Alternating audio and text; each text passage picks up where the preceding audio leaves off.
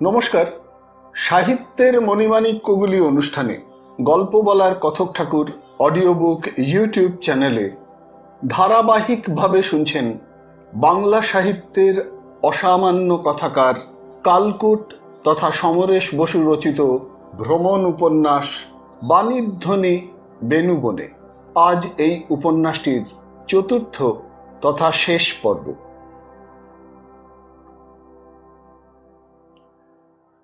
সিঁড়ি দিয়ে ওপরে এসে ঘরের কড়ার তালায় চাবি লাগাবার আগেই দেখি আমার ডান দিকের ঘরে মানুষ এসেছে বা আগে থেকেই ছিল। ঘুরে বেড়িয়ে ফিরে এসেছে। লালচে ফর্সা রং, খালি গা, বিশাল চেহারা, নরুন চেরা চোখ, মাথা মুড়োনো দুটি পুরুষ। দুজনের পরনে কেবল ডোরাকাটা দুটো ছোট ছোট ইজেরের মতো।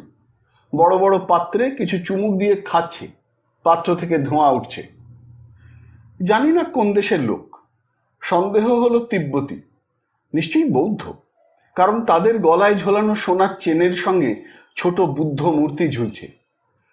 দুজনের চওড়া মণিবন্ধে সোনার ব্যান্ড লাগানো দামি ঘড়ি। আমার সঙ্গে চোখাচোখি হতে দুজনেই রক্তিম মাড়ি আর গুটি কয়েক করে সোনার দাঁত দেখিয়ে অবলীলাক্রমে হাসল। কি যেন বলল, অতএব আমাকেও হাসতে হলো। ঘাড় নেড়ে ইংরেজিতে বলতে হলো, how do you do? Very good. You are in this room? Yes. You are from Tibet? Yes yes. এমনভাবে হেসে ঘাড় নাড়তে লাগলো যেন কি মজার ব্যাপার ঘটেছে। মনে হলো এক ধরনের পাগলাটে ভালো মানুষ। এ ঘটনা অবশ্যই চীন আর তিব্বতের রাজনৈতিক গোলযোগের আগে। তখনও ভারতবর্ষে বাস্তুত্যাগী তিব্বতীরা আসেনি। কথা হতে হতেই আরেকটি মুখ উঁকি দিল। পুরো মিম সাহেব, 19-20 বছরের একটি মেয়ে।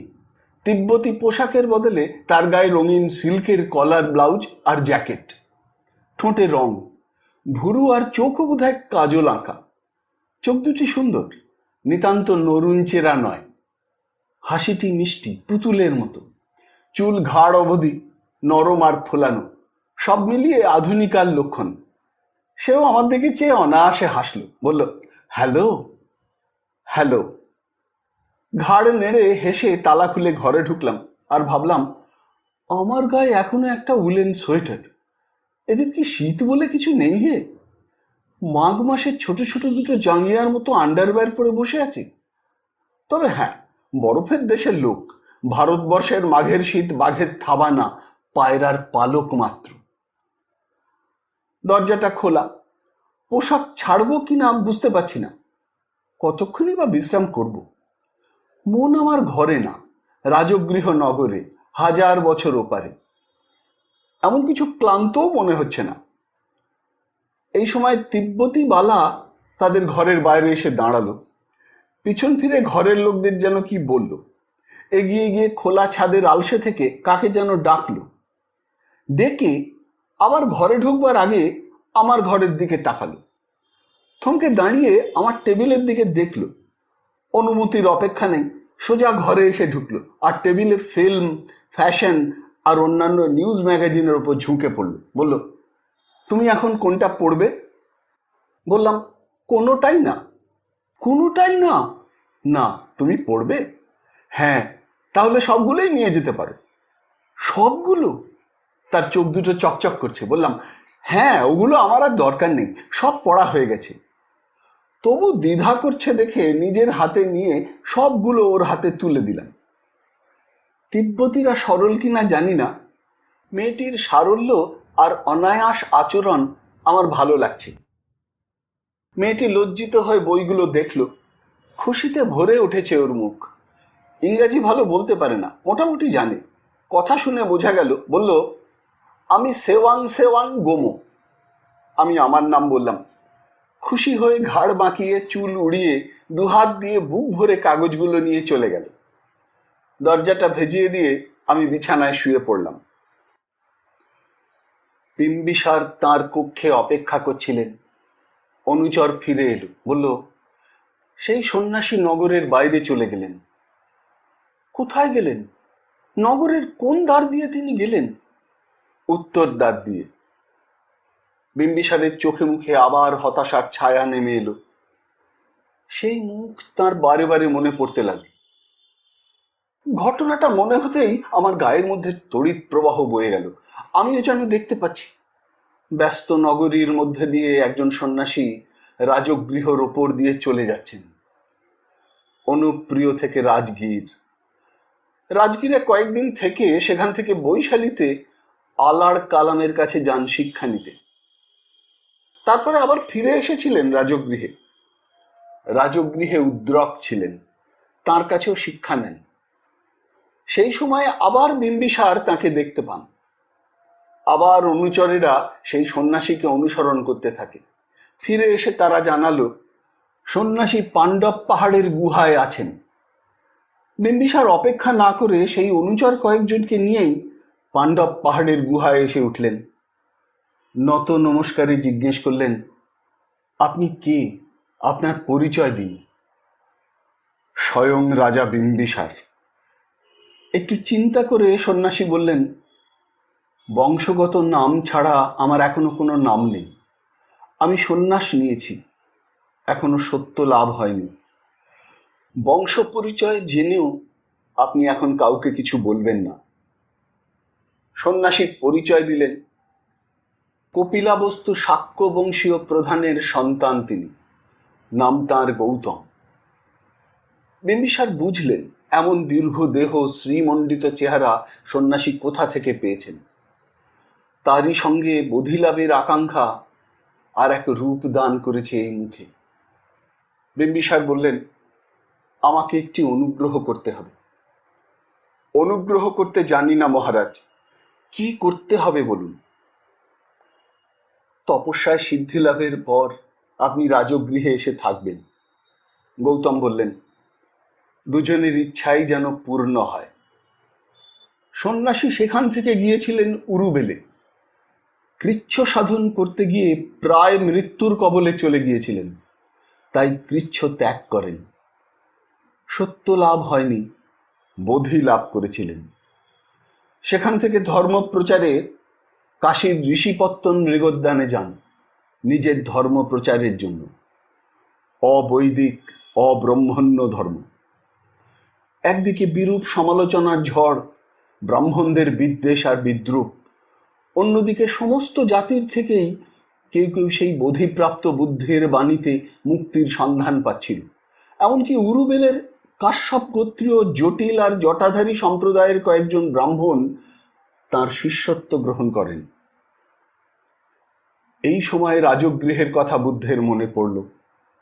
বিম্বিসারের মুখ ভেসে উঠল চোখের সামনে। তিনি জানেন বৈভারগিরি পাহাড়ে মহাবীরের কাছেও বিম্বিসার যাতায়াত করেন। বিম্বিসারের মনের মধ্যে জানবার আকাঙ্ক্ষা। তিনি রাজগৃহে ফিরে এলেন, কিন্তু নগরে না, নগরের দক্ষিণ পশ্চিমে 3 ক্রোশ দূরে লট্ঠি বনে, বিম্বিসারেরই একটি ছায়া শীতল তাল বনে। সংবাদ পাওয়া মাত্র বিম্বিসার লট্ঠি বনে তাঁর সঙ্গে দেখা করতে যান। কয়েকদিন পরেই রাজগৃহের বহু অধিবাসী পুরস্বর তাকে অভ্যর্থনা করে রাজগৃহে নিয়ে আসেন।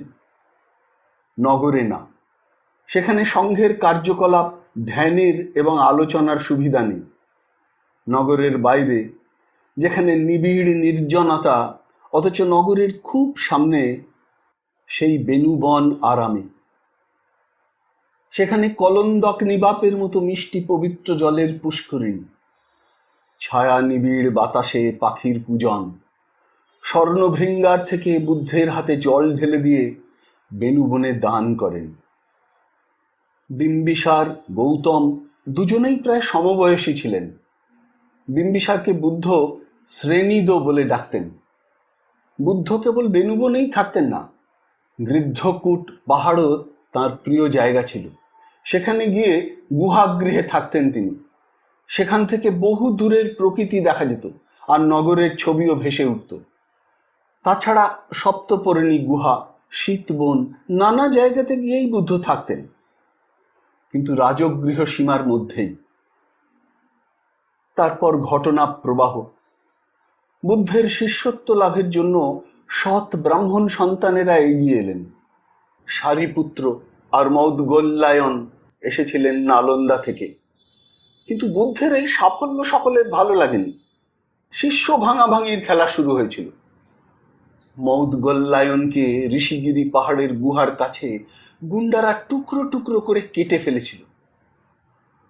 অনাথপিণ্ড তো রাজগৃহে এসেছিলেন ব্যবসা করতে আর বৈবাহিকের বাড়িতে, কিন্তু বুদ্ধের কথা শুনে তার শিষ্য না হয়ে পারেননি। জীবক গণিকার সন্তান, কিন্তু গুণী চিকিৎসক। বুদ্ধের শিষ্য হয়েছিলেন। লোকে তাকে কুমার ভৃত্য বলত, কেননা রাজপুত্র অভয়ের ভৃত্য ছিলেন তিনি। অবন্তীরাজের চিকিৎসা করে যে মহার্ঘ বস্ত্রখণ্ড পেয়েছিলেন তাও বুদ্ধকেই দিয়েছিলেন। এমনকি তার যে আম্রবন, জীবকাম্রবন, তাও। রাজমহিষীদের মধ্যে বিম্বিসার পত্নী মদ্রকন্যা ক্ষেমাই বোধহয় প্রথম ভিক্ষুণী হয়েছিলেন। ভিক্ষুণী মত্রিকা আর শুভা রাজগৃহের ব্রাহ্মণ কন্যা। সারিপুত্রের বোনেরা চালা, উপচালা, শিশুচালা আর ভদ্রা, কুণ্ডলকেশী থেরি, ভদ্রমহিলারা ভিক্ষুণী হয়েছিলেন। কিন্তু গোলমাল শুরু করেছিলেন দেবদত্ত। বুদ্ধ কোনোদিনই কোনো অতিকে প্রশ্রয় দেননি। দেবদত্ত তাঁরই জ্ঞাতি ভ্রাতা এবং শিষ্য, কিন্তু তিনি ছিলেন অতিরিক্ত কৃচ্ছ সাধনের পক্ষপাতী। ফলে মতভেদ। আসলে হৃদযন্ত্রের আর মস্তিষ্কের অন্য শিরায় বিষের জ্বালা, ঈর্ষা। বুদ্ধের নেতৃত্ব ক্রমে তাকে হিংস্র করে তুলেছিল। অতএব বিম্বিসারের প্রতিও দেবদত্ত প্রসন্ন ছিলেন না। বিম্বিসারের পুত্র অজাতশত্রু ভাবী রাজাকে তিনি ক্রমে পিতার বিরুদ্ধে উত্তপ্ত করতে লাগলেন, আর একদিকে বুদ্ধের সর্বনাশের ছিদ্র খুঁজতে লাগলেন। বুদ্ধ একবার ভিক্ষায় বের হয়ে হঠাৎ দেখেছিলেন ক্রুদ্ধ ক্ষিপ্ত হাতি তাকে আক্রমণ করতে আসছে। বুদ্ধ দেখলেন মাতাল হাতিকে ছুটিয়ে দিয়েছে স্বয়ং অজাতশত্রু, কিন্তু বুদ্ধের প্রতি মত্ত হাতি সদয় হয়ে দাঁড়িয়ে পড়েছিল। আর একবার গৃদ্ধকূটের গুহা চত্বরে বুদ্ধ পায়চারি করছিলেন। দেবদত্ত পাহাড়ের পাথর গড়িয়ে ফেলে হত্যা করতে চেষ্টা করেছিলেন। সেই পাথর অন্য আরেকটি পাথরে আটকে গিয়েছিল। এই রকমই এক সময়ে অজাতশত্রু পিতাকে বন্দী করেছিল। বিম্বিসারের তখন শুধু একটি প্রার্থনা, যেখানেই থাকি দিনান্তে তাকে যেন একবার দেখতে পাই। মন্থর গতিতে আমার টাঙ্গা চলেছে। বিকালের ছায়া পড়েছে, কিন্তু পাহাড় চূড়ায় রোদ ঝলকানো। টাঙ্গাওয়ালা আপন মনে কি সব বলে চলেছে, তার কথায় আমার কান নেই। আমার মন অন্যখানে। আমি যেন অনুভব করছি রাজগৃহ নগরের মধ্যে দিয়ে আমি চলেছি। বিকালের নগর কোলাহল মুখর, অথচ চোখে তাকিয়ে এখন যেন চিন্তা করা যায় না। রাস্তায় বিপুলগিরি পাহাড়ের ছায়া পড়েছে, তারপরে রত্নগিরির ছায়া। ডান দিকে বৈভারগিরির চূড়া থেকে নিচে পর্যন্ত রোদ চিকচিক করছে। বেড়াবার মানুষেরা পথে বেরিয়ে পড়েছে, কেউ কেউ হেঁটে, কেউ বা আমার মতোই টাঙ্গায়। তবে আমার মতো একলা বোধহয় কেউই নেই। সকলেই সদল বলে, সকলেই যেন ছুটির আনন্দে ছুটছে। ওদের গলায় নানা কলরব, নানা হাসি। বৃদ্ধ বৃদ্ধারা পায়ে হেঁটেই বেশি। অধিকাংশেরই মাথা থেকে পা অবধি গরম কাপড়ে সুরক্ষিত। আলোচনার বিষয়বস্তু কি? উষ্ণ প্রস্রবণের জলে কতটা উপকার পাওয়া গেল, অদ্যকার হজমের হার কতখানি। সম্ভবত এসব কথাই হচ্ছে। আমার বাঁদিকে পুরনো জলের খাতের চিহ্ন। সম্ভবত একদা ওখানে খাল ছিল, আর তার পাশেই ছিল খালের প্রাচীর। দক্ষিণগামী এই রাস্তার চারপাশে জঙ্গলময় গভীর বিস্তৃতি দেখলেই বোঝা যায় নগর গড়ে উঠেছিল এই সমতলেই। একদা মাগধী রাজধানী গিরিব্রজ রাজগৃহ এখন জঙ্গলময় পর্বত, বিহার সরকারের সংরক্ষিত অরণ্য। জীবনের এই কি খেলা! এই মুহূর্তে নিজেকে ঘিরে কত চিন্তা, কত ভাবনা, কত মানুষের ছবি, কত সম্পর্কের লীলা। যেন মনে হয় সকলেই অনিবার্য, অতি গভীরভাবে আবর্তিত। আমি নেই এ কথা অচিন্তনীয়, আমাকে বাদ দিয়ে কিছু ঘটবে এ চিন্তা নিরন্তর কাজ করছে। আমার ঘর, আমার সংসার, আমার কাজ, আমার খানা, বিকাশ, সব কিছুকে ঘিরে এই জগৎ, এই মানব গোষ্ঠী, সকলের মধ্যে প্রতিটি পল অনুভূত। তারপরে বহু বছর পরে অন্য কোনো গৃহে যাত্রার স্টেশন হবে হয়তো এইখানে, যেখানে রাজগৃহ গিরিব্রজের হাজার বছরের কল্পনায় আমি স্বপ্নাবেশে আছি। এই জীবনের খেলা। বহুকালের সমৃদ্ধ নগর এখন জঙ্গল, কিছুমাত্র চিহ্ন পড়ে আছে। কে জানে এইসব আশেপাশে জঙ্গলের মধ্যে কোথায় কি লুকিয়ে আছে। এখনো এ যুগের মানুষের চোখের আড়ালে হয়তো অনেক কিছু রয়ে গিয়েছে। টাঙ্গাওয়ালা আমাকে জিজ্ঞেস করলো, সোনভান্ডার যাবেন বাবু? বললাম, না, সোজা চলো, বানগঙ্গা দেখব। রাজগৃহ নগরের দক্ষিণ দরজার সীমা, গয়া যাবার রাস্তা সেই দিকে। শালবন ছাড়াও বেটে ঝাড়ালো সরু সরু বাঁশঝাড়ের বন প্রচুর। এসবই কুড়িয়ে নিয়ে যেতে দেখেছিলাম ওবেলা। একটা জায়গায় এসে রাস্তা বাঁদিকে চলে গিয়েছে। বললাম, এদিকে চল। টাঙ্গাওয়ালা বলল, এদিকে গৃদ্ধকূট পাহাড়। রাস্তাটা নির্জন হয়ে গেল। এখন এই বিকেলের দিকে এখানে কারোর আসতে ইচ্ছে নেই। অধিকাংশই চলেছে সোনভান্ডার দেখতে। কার সোনার ভান্ডার কে জানে। খানিকটা আসতেই অরণ্য চোখে পড়ল। রাস্তা চলে গিয়েছে সোজা পাহাড়ের কোলে। ডান দিকে খানিকটা জায়গা ঘেরা। ছোট একটি বোর্ডে ইংরেজিতে লেখা রয়েছে, বিম্বিসারকে অজাতশত্রু এখানে বন্দি করে রেখেছিলেন। এখান থেকে তিনি গৃদ্ধকূটে বুদ্ধকে দর্শন করতেন। আমি দেখে চুপ করে রইলাম। পূর্ব দিকে গৃদ্ধকূট পাহাড়, বুদ্ধের গুহা, আর গুহা চত্বর পরিষ্কার দেখা যাচ্ছে এখান থেকে। আমার চোখের সামনে ভেসে উঠল পাহাড়ের ওই চত্বরে আকাশের পটে এসে দাঁড়ালেন এক মূর্তি। আজানুলম্বিত বাহু, সৌম্য, বুকের গেরুয়া খণ্ড খানিকটা সরে গিয়েছে, মুন্ডিত মস্তকে আবরণ নেই। তার পিছনের আকাশে বেলা শেষের ছায়া। এই মাত্র উদিত দুটি নক্ষত্রের মতো তার দুই চোখ চিকচিক করছে। আর একজন সেই দিকে তাকিয়ে আছেন। আমি যেখানে দাঁড়িয়ে আছি সেখান থেকে বিশাল বড় বড় কালো পাথরের উঁচু প্রাচীর তাকে ঘিরে আছে। এই সেই বিম্বার বীরপুত্র বিম্বিসার। চোখের কোলে কালি, মাথার চুলে শুভ্রতা, ক্ষৌর সম্পর্কহীন শ্বশ্রুগুম্ফ মুখ, মলিন বেশ, চোখে বিগলিত ধারা, পুত্রের দ্বারা বন্দী। নগর বেশি দূরে না, কাছেই। সেখান থেকে নানা কোলাহল ভেসে আসছে। মন্দিরে মন্দিরে ঘণ্টা বাজছে। বিলাসীরা নগরের পথে বেরিয়ে পড়েছে। নাগররা উৎসুক উজ্জ্বল চোখে নটীদের হর্মের বাতায়নে দেখছে। সময় এখনো হলো কিনা বুঝতে পারছে না। দাসীরা সংবাদ না দিলে অন্তঃপুরে যাওয়া যায় কেমন করে?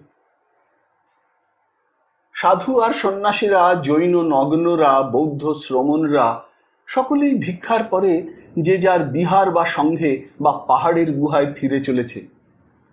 আর প্রাসাদে কোশলা এখন কি করছেন? এই বন্দি স্বামীর দশা ভেবে কি তিনি কাঁদছেন? তাঁরই গর্ভস্থ সন্তান অজাতশত্রু স্বামীকে বন্দি করেছে। প্রাসাদে, ব্রজে অর্থাৎ দুর্গে সর্বত্র এখন অজাতশত্রুর অনুচর। সৈন্যবাহিনী তার শৌর্যের কাছে নত হয়েছে। প্রাসাদের যত যুবতী নারী অজাতশত্রুর পায়ের শব্দেই তাদের রক্ত চঞ্চল হয়ে ওঠে। আমি যেন শুনতে পেলাম, ভাই বন্ধু শ্রেণীর, জীবনের এই লগ্নে তোমাকে বোধিলাভের কৃচ্ছ সাধন করতে হচ্ছে। বন্দিত্বের থেকে তুমি একে তপস্যার চোখে দেখো, সেই হবে শ্রেয়। বিম্বিসার করজোড় বুকের কাছে রেখে পাহাড়ের উপরে সেই মূর্তির দিকে চেয়ে বারে বারে বলছেন, শক্তি দাও, শক্তি দাও, শক্তি দাও হে বুদ্ধ। আমি যেন মন্ত্রমুগ্ধের মতো উচ্চারণ করলাম, শক্তি দাও, শক্তি দাও। তারপরে গৃদ্ধকূট পাহাড়ের পথে এগিয়ে চললাম। টাঙ্গাওয়ালা বলে উঠল, বাবু এখন পাহাড়ে গেলে দেরি হয়ে যাবে। বললাম, এখনো রোদ রয়েছে, একবার ঘুরে আসি। পাহাড়ের পথে উঠতে লাগলাম। দেখলাম পাহাড়ের ঢালুতে এখনো গাভীরা বিচরণ করছে। তারা বেশ ওপরে উঠে এসেছে। মনে ভাবি, এই কি সেই আদি পথ, যে পথ গৃদ্ধকূটে বুদ্ধের আরোহণের জন্য বিম্বিসার তৈরি করে দিয়েছিলেন? সেই পথের ওপরেই কি নতুন করে মেরামত হয়েছে? তাড়াতাড়ি উঠবার জন্য শীতের বিকেলেও ঘেমে উঠলাম। গুহা চত্বরে এসে আগেই তাকিয়ে দেখলাম বিম্বিসারের কারাগারের দিকে। আমার গায়ের মধ্যে কেমন করে উঠল। সরে এসে চারিদিকে তাকালাম। ইটের ভিত জেগে আছে চত্বরের এখানে ওখানে। প্রাচীন ঘরের মেঝের চিহ্ন জেগে আছে যেন।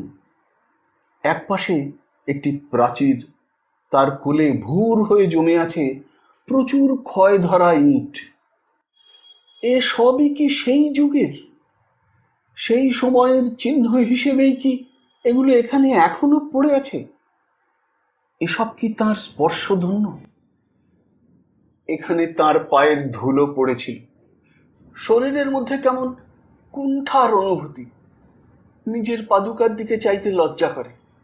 এখানে পা ফেলে চলেছি, এখানে যে তার পায়ের ধুলো রয়েছে।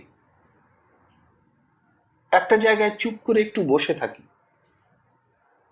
কি গন্ধ ছিল এখানে, কি ফুল ফুটতো, কোন পাখিরা আসতো? এই পাহাড়ের চেহারা কি গৃদ্ধের মতো, তাই কি গৃদ্ধকূট? কোথা থেকে দেবদত্ত পাথর গড়িয়ে ফেলেছিলেন? এই যে দেখতে পাচ্ছি পাহাড়ের গায়ে হাতির মতো একটা বিশাল পাথর রয়েছে, ওটাই কি? কেন জানি না মনের মধ্যে একটা বিচিত্র অনুভূতি হতে লাগলো। কোনো শোক আমার মধ্যে নেই, তথাপি বুকের মধ্যে একটা অদ্ভুত টনটনানি। মনে হলো চোখ গলে জল আসবে, অথচ একটা আনন্দ যেন কেমন টলটল করছে। আমি হাত দিয়ে মাটিতে বোলাতে লাগলাম। তারপরে পাহাড়ের দিকে ফিরলাম। রৌদ্র চলে যায়। পাহাড়ের মাথায় এখন সোনার টোপরের মতো রোদ ঝিকমিক করছে। হাতটা মাথায় ঠেকিয়ে নেমে আসবার আগে একবার গুহা সুড়ঙ্গের পথ দিয়ে পার হলাম। তারপর নেমে এলাম। টাঙ্গাওয়ালা বলল, ভয় করে বাবু, রাতে এখানে জানোয়ার বেরোয়। কিন্তু এখনো রাত হয়নি, সবে সন্ধ্যা নামছে। বললাম, চলো বানগঙ্গা যাই। টাঙ্গাওয়ালা এবার তার পশুটিকে একটু জোর কদমে ছোটালো। প্রায় অন্ধকার সময়। বানগঙ্গার সেতুর কাছে একটি মাত্র আলো। পাহাড়ের কোলে বাঁক নিয়ে গয়ার রাস্তা চলে গিয়েছে। বাঁদিকে বিস্তীর্ণ সমতল অঞ্চল, ওদিকেই কোথাও লট্ঠি বন, এখানকার লোকে বলে জাঠ বন। সেখানে ছিল তাল বাগান। বুদ্ধ সেখানে এসে উঠেছিলেন। আর এই প্রান্ত হলো নগরের দক্ষিণ দেউড়ি সীমা। কিন্তু নগর না, শহরতলি। নগরের প্রাচীর আরো আগে, বৈভারগিরির পাদদেশ দিয়ে তপোদা নদীর পাশ ঘেঁষে দক্ষিণ পশ্চিমে বেঁকে এসেছিল। রত্নগিরির কোনা ঘেঁষে যে খাল ছিল, দক্ষিণের দরজা সেখানেই। সেটা অন্তর্নগরের দরজা। আর এখন আমি যেখানে দাঁড়িয়ে আছি সেটা বহির্নগরের দরজার কাছে। রাস্তার একদিকে অতি সাধারণ তাঁবু। নিতান্ত একটা বাঁশের ওপর ত্রিপল ফেলে দেওয়া হয়েছে। সেখানে কিছু লোকজনের অস্তিত্ব টের পাওয়া যাচ্ছে। হ্যারিকেন জ্বলছে। উনুন ধরিয়ে রাত্রির রান্নার ব্যবস্থা হচ্ছে। বোধহয় রাস্তা তৈরির শ্রমিকেরা। এই সময়ে এখন বহির্নগরের দরজা বন্ধ হয়ে গিয়েছে। কারোর বাইরে যাবার উপায় নেই, ভিতরে আসবার জন্যও দরজা খোলা না। শত্রু যে কোনো মুহূর্তেই আক্রমণ করতে পারে। আমার চোখের সামনে ভাসছে উন্মুক্ত কৃপাণ হাতে দ্বাররক্ষী অতন্দ্র। হয়তো এমন নিয়মও ছিল, বহির্নগরের দরজা থেকে অন্তর্নগরের দরজা পর্যন্ত প্রহরীরা সারা রাত্রি পালা করে যাতায়াত করত, নিজেদের কথা বলতো। হেই! আমার গাটা শিউরে উঠল। আমি মুখ না ফিরিয়ে শক্ত হয়ে দাঁড়িয়ে রইলাম। ঠিক শুনেছি কি? সেই স্বর, সেই বাতাসের গায়ে ভাসা সুরের মতো নিচু সরু গলা, নাকি সেই স্বর এখনো আমার মস্তিষ্কের সীমার মধ্যে ধরা রয়েছে? হেই আদমি! আমার কানের খুব কাছেই স্বর বেজে উঠল, যেন একটা নিঃশ্বাসের সঙ্গে স্বর শোনা গেল। কিছুতেই এই স্বরকে এই মুহূর্তের, এই সময়ের বাস্তব বলে মনে করতে পারছি না। হাজার হাজার বছর আগের সেই সমাজ রাত্রের উত্তাল আনন্দের কথা আমার মনে পড়ছে। আমি কোথায় পড়ে আছি, যেন কোনো এক বিদেশি বণিকের বন্ধুত্ব স্বীকার করে কোনো নটির গৃহে মাধ্যি সেবনে আত্মহারা। আর আমাকে কেউ ডেকে ফিরছে। নগরের পথে পথে, অন্ধকার যেখানে, উৎসবের বাতি যেখানে জ্বলেনি, নগর প্রাকার পরিখার ধারে ধারে আমাকে কেউ খুঁজে ফিরছে। আমি আস্তে আস্তে ঘাড় ফিরিয়ে তাকালাম। আমার বুকের মধ্যে ঝনঝনিয়ে উঠল, ঘাড়ের কাছে রোমরাজি খাড়া হয়ে উঠল। অত্যন্ত স্বল্পালোকে দেখলাম রক্তিম পাথরের নারী মূর্তি আলো অন্ধকারে অমানুষিক একটা রূপ নিয়ে দাঁড়িয়ে আছে। গায়ে তার হাজার বছরের ধুলো, মুখে দাগ, তার ঠোঁট ফাঁক, কয়েকটি ঝকঝকে দাঁত দেখা যাচ্ছে। মনে হয় তার শরীরে নায়িকা লক্ষণ আক্রান্ত, নির্লোম, হয়তো একদা সুবর্ণমণ্ডিত ছিল। শ্রীময়ী, দীপ্তিময়ী তার সংক্ষিপ্তাবাস পিন বক্ষের দিকে তাকিয়ে আমার রক্তধারা ক্ষণে মূর্ছিত, ক্ষণে উত্তাল হয়ে উঠছে।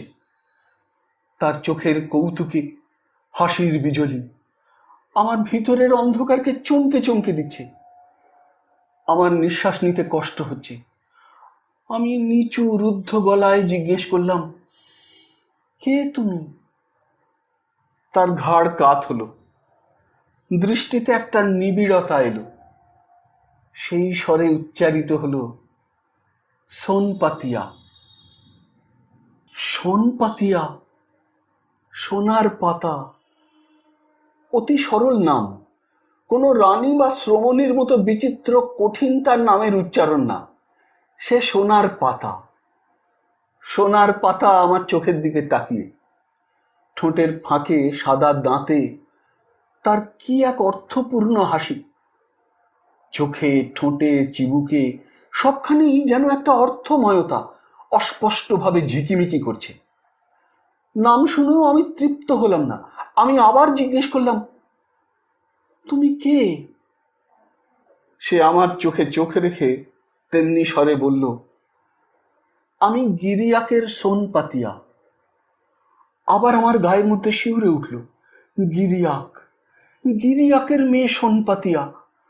রাজগৃহের কাছেই গিরিয়াক। মলমাসের উৎসবে যারা নগরে নাচ গানের আসর বসিয়ে দিত, উৎসব শুরু হয় গিরিয়াক থেকে। গির্গক সমাজ তার নাম। সম্পূর্ণ অবৈদিক, অব্রহ্মণ্য উৎসব। গিরিয়াকের সোনপাতিয়া রাজগৃহে ঘুরে মরছে কেন? আদমি আদমি বলে কাকে খুঁজে বেড়াচ্ছে? এই পরিচয়েও আমি তৃপ্ত হতে পারলাম না। সে কি, কোন যুগ থেকে উঠে এসেছে? সে কি এই মুহূর্তে আমার মতো এই রক্ত মাংসে জীবিত? সে যক্ষী না রক্ষী আমি কিছুই বুঝতে পারছি না। অথচ আমার রক্তধারা নাচছে, ফুলের গন্ধ আমার নাকে, সেই সঙ্গে মৌরীয় আর মাধ্যের গন্ধ মিশে আছে। নানা বাদ্য বাজছে যেন আমার চারপাশে। পায়ের নুপুরে নাচের তাল, স্খলিত হাসি আর কথা। একদল সৈনিকের হল্লা, একসঙ্গে তাদের কোমর থেকে অসি খুলে ফেলে দেবার শব্দ। এখানে ওখানে নানা ভোজবাজি, উপাদেয় সুখাদ্যের গন্ধ। তেমনি নিচু রুদ্ধ গলায় জিজ্ঞেস করলাম, কি চাও তুমি আমার কাছে? সোনপাতিয়া বলল, আমাকে তোমার টাঙ্গায় শহরে নিয়ে যাবে? আমি বললাম, যাব। সোনপাতিয়া আমার এত কাছে, মনে হলো তার বলিষ্ঠ উরু, ক্ষীণ বক্ষ আমাকে স্পর্শ করবে। সে বলল, পরদেশি, তুমি খুব ভালো। আমি তার দিকে চোখ রেখে সরে এলাম, টাঙ্গার দিকে এগিয়ে গেলাম। আমি শুনতে পেলাম টাঙ্গাওয়ালা আমার উদ্দেশ্যেই বলছে, আন্ধার হয়ে গেল বাবুজি, এখন আর কি দেখবেন, আবার কাল আসবেন। আমি টাঙ্গায় উঠলাম। সোনপাতিয়ার টাঙ্গায় পা বাড়াতেই টাঙ্গাওয়ালার একটা প্রচন্ড চিৎকার শোনা গেল, হেই হেই, হটো, ভালো। সে ক্ষেপে উঠে চাবুক ঘোরালো মাথার ওপর। তারপরে ঠাস করে যেন সেই চাবুক সোনপাতিয়ার গালে পড়ল। তাড়া খেয়ে সে দূরে চলে গেল। টাঙ্গাওয়ালা আপন মনে গালি দিতে দিতে টাঙ্গায় উঠে ঘোড়া ছুটিয়ে দিল। আমার চোখের সামনে থেকে হারিয়ে গেল সোনপাতিয়া। দরজায় খটখট শব্দে ঘুম ভাঙল। জানালা খানিকটা খোলা ছিল, রৌদ্র স্নাত বাহির প্রকৃতি দেখা যায়, পাখিরা ডাকছে। নিশ্চয়ই বেচন এসেছে। তাড়াতাড়ি দরজা খুলে দিলাম। বেচনই বটে। নমস্কার করে বলল, সকালে চা খাবেন বলেছিলেন, কোথা থেকে আনবে? দোকান থেকে। এমন সময় সেওয়াঙ্গমও দরজার কাছে দাঁড়িয়ে সুপ্রভাত জানালো। দেখি তার হাতে গরম চায়ের গেলাস। বলল, তোমাকে একটু আমাদের চা দিতে পারি? সকালবেলায় শুভ দিনের লক্ষণ। তরুণী তিব্বতী ললনা এই সময়েই চা দিতে চাইছি। বড় মুখ করে বললাম, খুব খুশি হব। সেওয়াং ভেতরে গেল। বেচনকে পয়সা দিয়ে বললাম, সকালবেলার কিছু খাবার নিয়ে এসো। সে চলে গেল। সেওয়াং এলো একটি ঝকঝকে ধুমায়িত গেলাস নিয়ে। হাত বাড়িয়ে নিলাম। শীতের সকাল, তর সইল না, চুমুক দিলাম। দিয়েই ঠিক বমি হয়ে যাবে। হে ভগবান, এ কি চা বাবা! নোনতা আর কিটকিটে পুরনো ঘিয়ের গন্ধ। কিন্তু বমি করব কি করে? সেওয়াং যে আমার সামনে মুখের দিকে চেয়ে রয়েছে। ওরে কালকুট, নাম তো কালকুট, বিষ খা, বিষ খা। নিমেষে ঢোক গিলে খেয়ে নিলাম। তারপরে সেওয়াংয়ের দিকে চেয়ে হাসলাম। সেওয়াং জিজ্ঞেস করলো, গুড? গুড। এটা আমাদের তিব্বতী চা, নুন, মাখন, দুধ এইসব দিয়ে তৈরি। তাই বুঝি? কোনোদিনও খাইনি। আমি তোমাকে প্রথম খাওয়ালাম। কিঁদে ফেলতে ইচ্ছে করছে, কিন্তু কালকুট যে। সেওয়াংয়ের সামনে দাঁড়িয়ে একটু একটু করে সেই অমৃত খেলাম। কেবল নিঃশ্বাসটা বন্ধ না করে পারলাম না, যদিও সে গন্ধ দূর করা অতি দুরূহ। এখন যে জায়গাটিকে বেনুবন বলে সেই অঞ্চলটা ঘুরলাম। বেনুবন, বাঁশবনে ঘেরা বাগান। উত্তর পশ্চিমে যে খাল কাটা হয়েছে, তার পশ্চিমে যে জলাশয়, সম্ভবত সেটাই ছিল কলন্দক নিবাপ পুষ্করিণী। পালিতে কলন্দ বা কলন্দক মানে কাঠবিড়ালি, নিবাপ মানে পশুপক্ষীর বিচরণ আর জল খাবার জায়গা। সব মিলিয়ে একটি কল্পনার ছবি চোখের সামনে ভেসে ওঠে।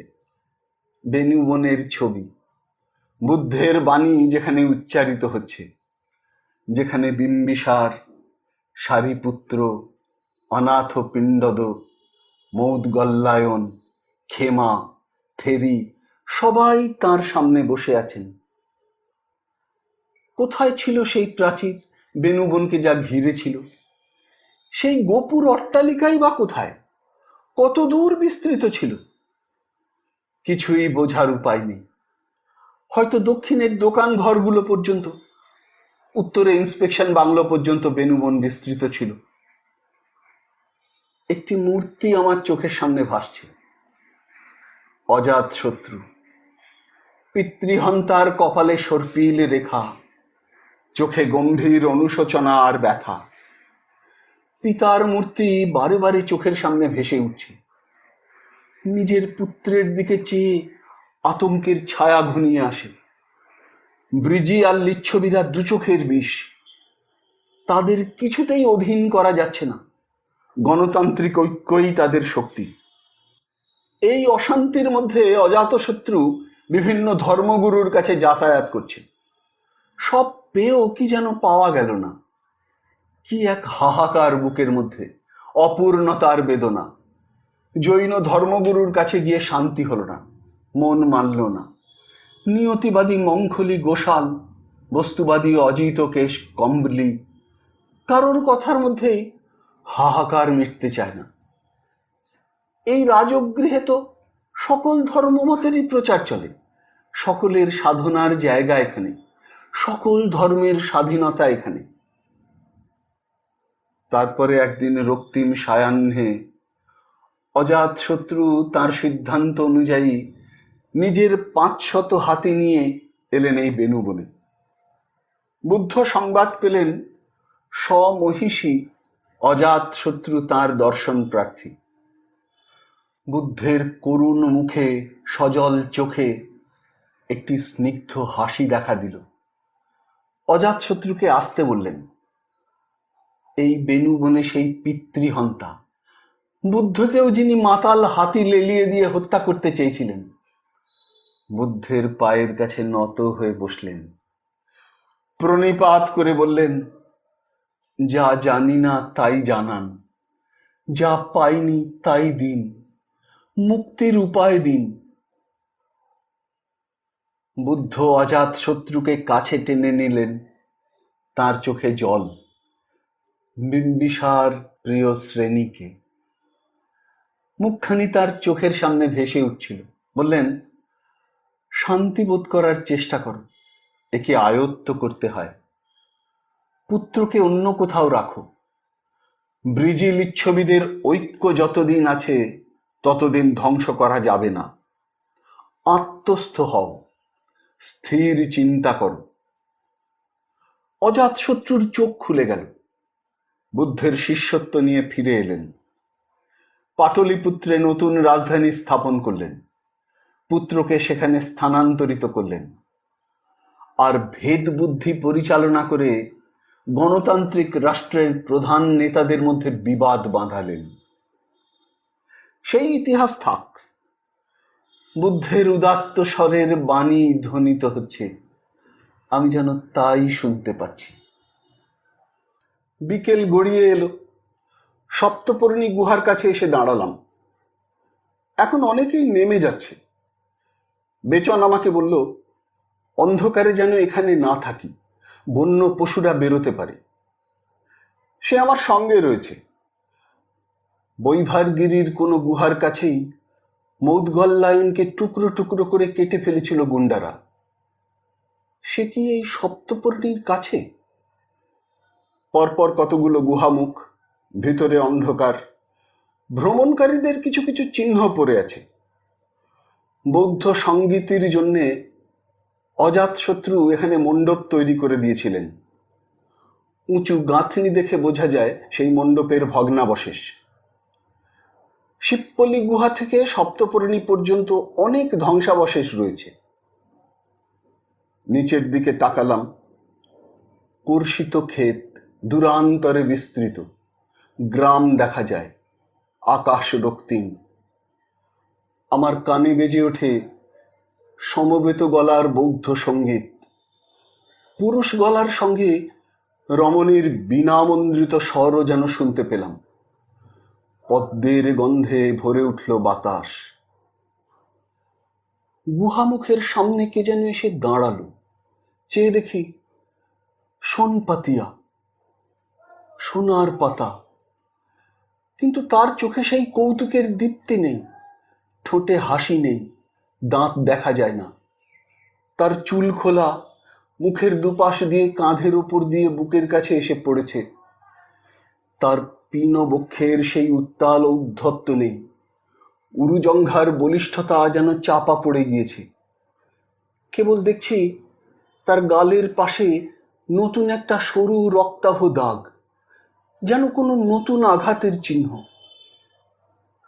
এ কি সোনার পাতা, না কোনো বৌদ্ধ শ্রমণী? আমি রুদ্ধস্বরে জিজ্ঞেস করলাম, কে তুমি? যেন নতুন স্বর শুনলাম, স্পষ্ট, স্বচ্ছ। আমি শোনপাতিয়া। তুমি গুহার মধ্যে আসবে? কোথায়? গুহার মধ্যে। এসো আমার সঙ্গে। তথাপি আমি স্থাণুর মতো দাঁড়িয়ে রইলাম। আমার সমস্ত শরীরের মধ্যে একটা আচ্ছন্নতা ছড়িয়ে পড়ছে, স্নায়ুসমূহ অবশ হয়ে আসছে। সোনার পাতা হঠাৎ একটি হাত বাড়িয়ে দিল, ডাকলো, এসো। আমি হাত বাড়িয়ে তার হাত ধরলাম। মুহূর্তের মধ্যে আমার সমস্ত চেতনা যেন লুপ্ত হয়ে গেল। আমি দেখলাম গুহার মধ্যে আলো, প্রদীপের কর্পূর তেলের গন্ধ মিলেছে পদ্মগন্ধের সঙ্গে। সঙ্গীত বাজছে আমার কানে। আমার সামনে এক শ্রমণী, তার চোখে গভীর এক ব্যথার ছায়া, অথচ স্নিগ্ধ কিরণ উপচে পড়ছে যেন। সে আমাকে আকর্ষণ করল। আমি তার সঙ্গে গুহার মধ্যে পা বাড়ালাম। সেই মুহূর্তেই একটা চিৎকার শুনলাম, খবরদার, খবরদার! তারপরেই দেখি বেচন আমাদের দুজনের মাঝখানে ঝাঁপিয়ে পড়েছে, আমাকে দু হাতে টেনে ধরেছে। সোনপাতিয়া গুহার অন্ধকারে কোথায় হারিয়ে গিয়েছে। টাঙ্গাওয়ালা ঘোড়া ছুটিয়ে নিয়ে এলো সোনভাণ্ডারে। দেখলেই বোঝা যায় দোতলা ভেঙে পড়েছে, একতলার কিছু অবশিষ্ট আছে। ভিতরের দেওয়ালে নানা রকমের মূর্তির ছাপ, দেওয়ালে উৎকীর্ণ কিছু কথা লেখা আছে। এখানকার লোকেরা বলে ওই লেখার মধ্যে লুকিয়ে আছে স্বর্ণ ভাণ্ডারের হদিশ। যে পড়তে পারবে সেই সোনার খোঁজ পাবে। কথাটা গল্প কথা মাত্র। দেওয়ালের লিখন পড়া গিয়েছে। লেখা আছে, একজন সাধক সাধু সন্তদের আশ্রমের জন্য এই ইমারত তৈরি করেছেন। স্বর্ণ ভাণ্ডারও না, কোনো গূঢ় কথাও লেখা নেই। সেখান থেকে রণভূমি গেলাম। জরাসন্ধকে ভীম এখানে হত্যা করেছিলেন। সেই জন্য সারা দেশের কুস্তিগিরেরা এখানকার মাটি নিয়ে তাদের কুস্তির আখড়ার মাটির সঙ্গে মেশায়, বোধহয় ভীম হয়ে ভীম গর্জন করবে বলে। সেখান থেকে ফেরার পথে এলাম মণিয়ার মঠে। চারপাশে অজস্র ধ্বংসাবশেষ ছড়ানো, তার মাঝখানে মণিয়ার মঠ, এখনো সেই প্রাচীন পাথরের প্রাচীরের সীমার মধ্যেই। মণিয়ার মঠ খনন করে 5টি স্তর পাওয়া গিয়েছে। বৌদ্ধ, জৈন, শৈব দেবালয় ছাড়াও নাগনাগিনীর মূর্তি পাওয়া গিয়েছিল। মহাভারতে আছে, রাজগৃহে অধিষ্ঠাত্রী দেবতা মণিনাগ, যক্ষ যক্ষিণীর পূজাও হতো। মণিয়ার মঠ যেন কেমন উপেক্ষিত, এখানে বিশেষ কেউ উঁকি মারতে চায় না। সন্ধ্যার এখনো দেরি, এর মধ্যেই মণিয়ার মঠ ফাঁকা। আমি ভিতরে ঢুকলাম। চারিদিক স্তব্ধ। অনেকটা গোলাকার ইটের গাঁথনি তোলা মন্দির, বিচিত্র গঠন। পাথরের সিঁড়ি দিয়ে উপরে উঠতে হয়। নিচে অন্ধকার, একটিমাত্র ঘর, সরু নিচু একটা ফাঁক, ভিতরে যাবার দরজা। স্যাঁতসেঁতে শ্যাওলার গন্ধ আর হিম বাতাসের একটা অনুভূতি। আমি দোতলায় উঠলাম। ভিতরে যাবার পথ রুদ্ধ। সেখানকার অলিন্দ আর বন্ধ গবাক্ষের ফাঁকে ফাঁকে অন্ধকার জমে রয়েছে। কোথায় ছিলেন মণিনাগ? তাঁর বিগ্রহ কোথায় স্থাপিত ছিল? বন্ধ কেন? ভিতরে কি প্রবেশ করা যায় না? দেখলেই বোঝা যায় এ যুগের মানুষ কোনো কারণে ভিতরে প্রবেশের সমস্ত দরজা বন্ধ করে দিয়েছে। কোথায় যক্ষ যক্ষিণীদের মূর্তি? কোথায় ছিল পশুদের হাঁড়ি কাঠ? আমার কানে ঘণ্টার ধ্বনি বেজে উঠল, তার সঙ্গে কাড়া না কাড়া। মন্দিরে বাতি জ্বলছে, সোনার প্রদীপ।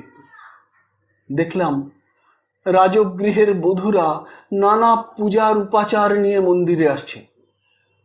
কলসি থেকে দুধ ঢেলে মন্দিরের সিঁড়ি ধৌত করছে, নিচু স্বরে গুনগুন করে গান করছে। পরদেশি। চমকে উঠে তাকালাম। বন্ধ গবাক্ষের দেওয়ালের ধারে সোনপাতিয়া দাঁড়িয়ে রয়েছে। সে আমার মুখোমুখি। এখন তার চোখে আবার সেই কৌতুকের হাসি, কিন্তু দীপ্তি যেন বেশি। তার দাঁত দেখা যায় না, ঠোঁট টিপে হাসছে, যেন উদ্গত উচ্চ হাসি থমকে রয়েছে গলার কাছে। দেখলাম তার বিবর্ণ শাড়ির আঁচল হাতে এলানো, সংক্ষিপ্ত এক টুকরো জামার বন্ধনী অর্ধেক খোলা, রক্তিম পাথরের পীন বক্ষ প্রায় সম্পূর্ণ উন্মুক্ত। তা আমার বুক থেকে সোজা মস্তিষ্কে গিয়ে বিঁধছে, আমার বুকের মধ্যে থরথর করছে। তার মসৃণ নাভিস্থলে বেলা শেষের আলো।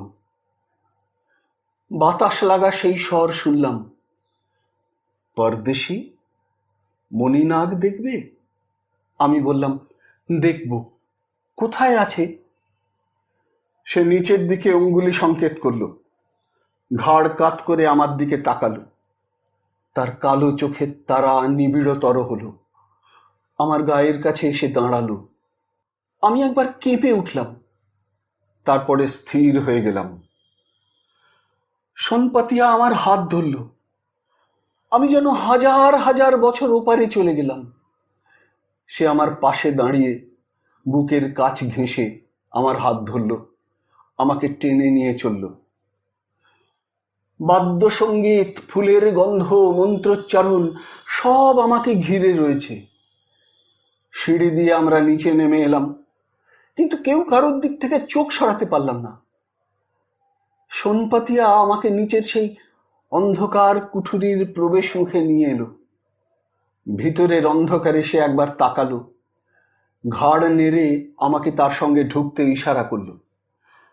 তার হাতের বাঁধন শক্ত হলো, তার নিঃশ্বাস আমার গায়ে মুখে লাগছে, শরীরের স্পর্শ আর উত্তাপ অনুভব করছি।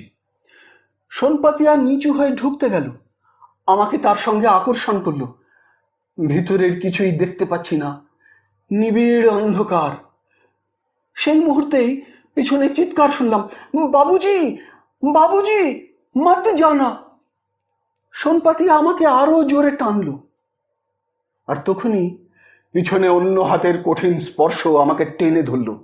আমার অর্ধেক শরীর তখন অন্ধকারের গভীরে, কিন্তু সহসা সোনপাতিয়ার স্পর্শ আমাকে ছেড়ে গেল। আমি ডাকলাম, সোনপাতিয়া। একটি দীর্ঘশ্বাসের শব্দ ছাড়া কিছু শুনতে পেলাম না। টাঙ্গাওয়ালা আমাকে বাইরে টেনে নিয়ে এলো, বলল, কি করছিলেন আপনি? ওর ভেতরে কি কেউ যায়? বড় গর্ত রয়েছে, কত কি থাকতে পারে। সবাই বলে ওখানে সাপ আছে। কিন্তু কিন্তু সোনপাতিয়া যে গেল। সোনপাতিয়া? হ্যাঁ, সে ভিতরে চলে গেছে। আমি তো কাউকে দেখতে পাইনি বাবুজি, কিন্তু আমি জানি সোনপাতিয়া ভিতরে চলে গেছে। টাঙ্গাওয়ালা আমার দিকে অবাক হতভম্ব চোখে কয়েক পলক চেয়ে রইল, তারপরে বলল, যেই হোক বাবুজি, আপনি চলুন, এখানে আর থাকবেন না। আমি জানি সে আমাকে বিশ্বাস করছে না, কিন্তু সোনপাতিয়া কোথায় গেল? সে কি চিরদিনের জন্য মণিনাগের গহ্বরে হারিয়ে গেল? এই আধুনিক যুগে দাঁড়িয়ে এমন অসহায়ভাবে একথা আমাকে বিশ্বাস করতে হবে? আমি আবার অন্ধকার গহ্বরের দিকে তাকালাম।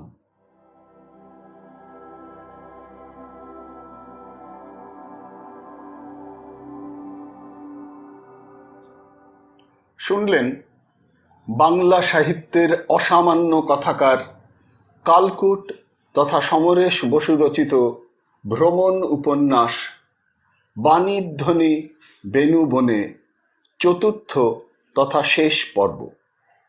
যদি এই অনুষ্ঠানটি আপনার ভালো লেগে থাকে তবে অবশ্যই একটি লাইক দিয়ে আমায় উৎসাহিত করবেন। যারা এখনো আমার এই চ্যানেলটিকে সাবস্ক্রাইব করেননি তারা অনুগ্রহ করে সাবস্ক্রাইব বোতামটি টিপে আমার এই চ্যানেলটিকে সাবস্ক্রাইব করে নেবেন এবং ভিডিওর কমেন্ট বক্সে আপনার মূল্যবান মতামত জানিয়ে চ্যানেলটিকে আরও এগিয়ে নিয়ে যেতে আমায় সাহায্য করবেন। ভালো থাকুন, পাশে থাকুন, সুস্থ থাকুন আর শুনতে থাকুন সাহিত্যের মণিমাণিক্যগুলি অনুষ্ঠানটি। নমস্কার।